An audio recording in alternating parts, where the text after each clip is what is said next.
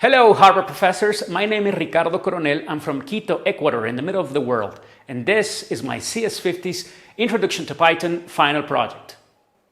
So I've been teaching photography for many years now, and the concept of showing the exposure triangle to the students is pretty complex because of this equation. This equation actually is meant for someone who tries to master what the values of aperture and shutter speed and ISO are, and they don't want to depend on the automatic meter on the camera. So what I try to do with this program is embed with this equation into the program and make it into a game. Students and professionals alike can practice with the values instead of just going out with the camera, because this will yield different scenes. So if we go to Python of project.py, the first thing you will notice is the perfect exposure welcome logo. This is meant for someone who's actually taking a course in photography and know what an aperture and a shutter speed and an ISO are. Then you get scenes here. This bright sunny day at a beach is one of 30 different scenes that are going to come out randomly thanks to the random library. And for this one, we're looking for an optimal of 16. So this is what in photography is called a sunny 16, and pretty much you always know that if you have a very bright sun, just use 16 in the aperture. But let's say someone doesn't know that because they haven't studied photography or something, and then just go and like what, the program will try to prompt them for the correct value. If they do 16.5, it will try to do the correct value, show them how the correct value goes. So let's try an aperture of 16. Then the shutter speed expects an int for whole seconds or a fraction. And for this one right here, out of my experience, 1/500 of a second could work. And then the ISO sensitivity, again, if someone wants to mess around with different numbers, like a negative number, you're going to show them that it's not the correct way to use the program. So let's do with something like 100. So it says that my exposure triangle yielded 17, and the exposure value we were looking for is 16.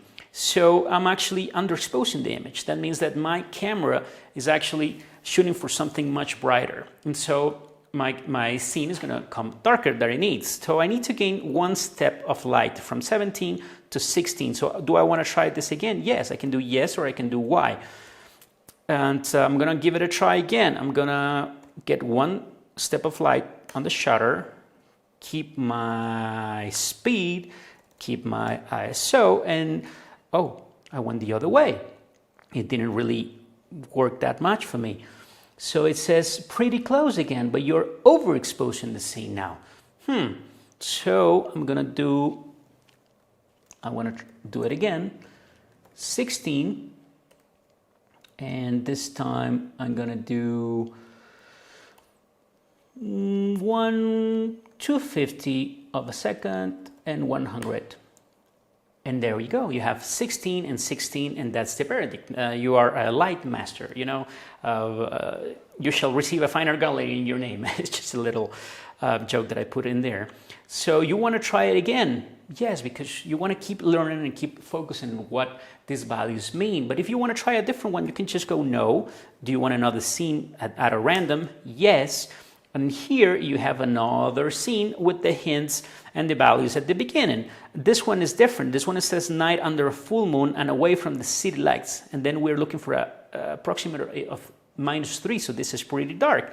So I'm going to try and just guess here out of, again, experience, 30 seconds, and then 400 of an ISO. And I'm off by 2 steps of light, -5. And I'm looking for a -3. So my camera is set for something much darker. So I need to close the camera to get less light in. So again, I can just try to do one step of light here.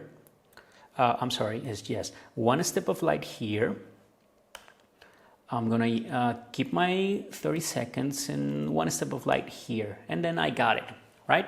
So you can keep playing with these numbers again and again and again until you feel like you've actually becoming a better photographer and knowing what your exposure triangle and your perfect exposure means. If you want to try this again, let's say no. If you want to try a different scene, I'll say no, and then you have a message that says, I hope you've enjoyed this time practicing the perfect exposure. keep on shooting till next time. And I've also programmed, someone runs it and then just want to suddenly quit, with a Control-D, you'll get the same message. Thanks for using the program, and until next time. And for me, the same thing. Until the next project, I want to thank you for making this course available to everybody around the world. And see you in the next project. Bye.